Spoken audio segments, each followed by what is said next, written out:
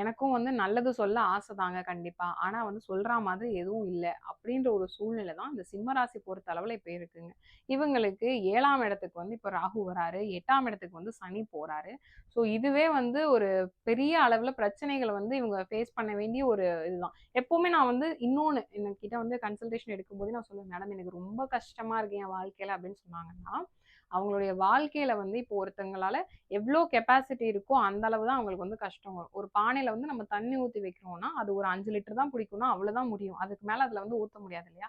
அந்த மாதிரி நீங்க வந்து அந்த ஒரு கெப்பாசிட்டி உங்ககிட்ட இருக்குதுங்க. அதனால தான் உங்களுக்கு வந்து இவ்ளோ கஷ்டம் வருது. அதனால நீங்க பெருசா அத நெனச்சு வொரி பண்ணாதீங்க அப்படிங்கிறத நான் சொல்றது. ஸோ இவங்களுடைய வாழ்க்கை அப்படிங்கிறது இப்ப வரக்கூடிய காலத்துல இப்படிதான் இருக்க போகுது. நெறைய கஷ்டம் வருதே அப்படின்னு சொல்லிட்டு நீங்க வந்து கவலையே படாதீங்க.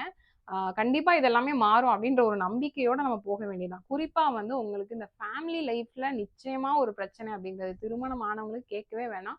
இந்த காலகட்டத்துல என் மனைவி வந்து இப்படி பண்ணிட்டா, என் மனைவி வந்து அப்படி பண்ணிட்டா, என் கணவர் இத வந்து கேட்கவே மாட்டேங்கிறாரு, அவர் வந்து வேற யார்ட்டயோ பேசிட்டு இருக்கிறாரு. ஏன்னா சமீபமா வந்து வரக்கூடியது. பெயர்ச்சிக்கு அப்புறமா தான் இந்த பலன் நடக்க வேண்டியது. ஆனா வந்து இப்பவே ஆரம்பிச்சுட்டாங்க சிம்மராசிக்காரங்க எல்லாருமே. அதனால இந்த ஃபேமிலி லைஃப்ல வந்து ஒண்ணுமே இல்லங்க அப்படின்னு நம்ம சொன்னா கூட நம்ப மாட்டாங்க. இல்ல, இல்ல என்னமோ இருக்கு அங்க பிரச்சனை அப்படின்ற மாதிரி, அந்த ஃபேமிலி லைஃப்ல நிம்மதி இல்லாத ஒரு சூழ்நிலைய வந்து இவங்களா உருவாக்கிக்குவாங்க. ரீசென்ட்டா ஒரு கிளையண்ட் அவங்களுக்கு வந்து பார்த்தீங்கன்னா, கிட்டத்தட்ட ஒரு 40-43 ஏஜ் இருக்கும்.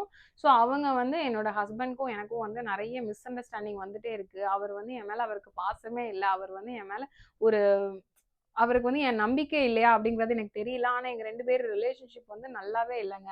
இவ்ளோ நாள் நல்லா தான் இருந்தது. அப்பப்போ சண்டை போடுவோம், சரியா போகும். ஆனா இப்ப வந்து பார்த்தீங்கன்னா, என்ன சுத்தமா மதிக்கவே மாட்டேங்கிறாரு. வேற யார்ட்டயோ பேசிட்டு இருக்கிறாரு இப்படின்ற மாரிலாம் வந்து நெறைய கம்ப்ளைண்ட் வரிசையா வைக்கிறாங்க அவங்க ஹஸ்பண்ட் மேல.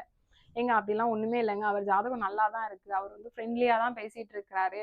ஸோ நீங்க பெருசா எடுத்துக்காதீங்க அப்படின்னா, அவங்களால வந்து அத ஏத்துக்க முடியல. அந்த மாதிரி இல்லாத ஒரு விஷயத்த வந்து இவங்களுக்கு வந்து ரொம்ப சீக்கிரமா இப்படிதான் இருக்கும் அப்படின்னு வந்து முடிவே பண்ணிருவாங்க. டவுட்லாம் கிடையாது.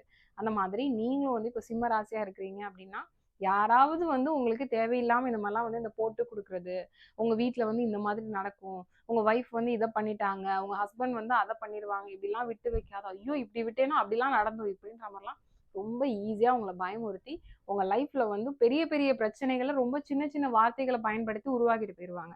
அதனால நீங்க இப்ப பண்ண வேண்டியது, இந்த கடிவாளம் கட்டின குதிரைன்னு சொல்லுவாங்க பார்த்தீங்களா? அந்த மாதிரி யாரு என்ன அட்வைஸ் பண்ணாலும் அத வந்து காதுலயே வாங்காதீங்க. ஒரு காதுல வாங்கி இன்னொரு காதுல நீங்க விட வேணாம். காதுலயே வாங்காம விட்டீங்க அப்படின்னாலே, உங்க குடும்ப வாழ்க்கை ரொம்ப நல்லா இருக்கும்.